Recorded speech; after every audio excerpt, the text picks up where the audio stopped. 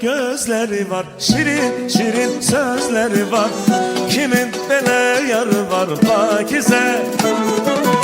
Kapkara gözleri var, şirin şirin sözleri var.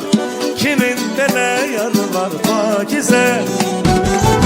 Gel gezek seydeyle yeşelim düzü Pakize. Güzel kızlar içinde can sirdaşım Pakize. Güzel kızlar içinde can sirdaşım var. Gel gezek seydeyle yeşelim düzü Pakize. Güzel kızlar içinde can sirdaşım Pakize. Güzel kızlar içinde can sirdaşım var. Nazlı yarım, Gülizarım, vefadarım.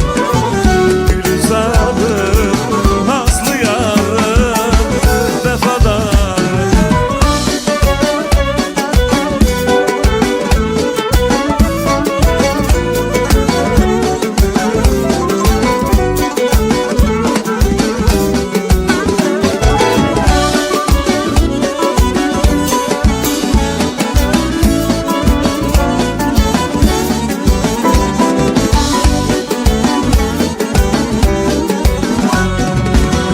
Yanağında halı var, başında tirme şalı var.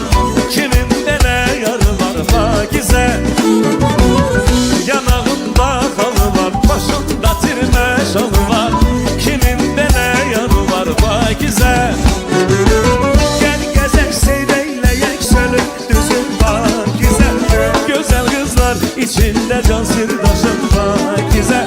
Güzel kızlar içinde can sirdaşım var. Seyreyle düzü Pakize. Güzel kızlar içinde can sirdaşım Pakize. Güzel kızlar içinde can sirdaşım var. Nazlı yarım, Gülizarım, vefadarım.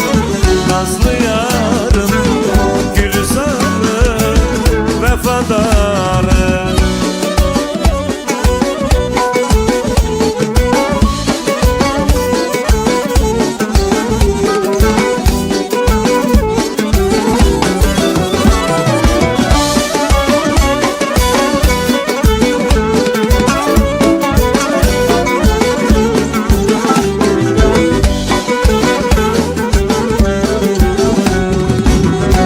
Bibi can, bibi can, sana kurban bibi. Bibi can, bibi can, sana kurban bibi. Kana yakın başına olarsan camal bibi.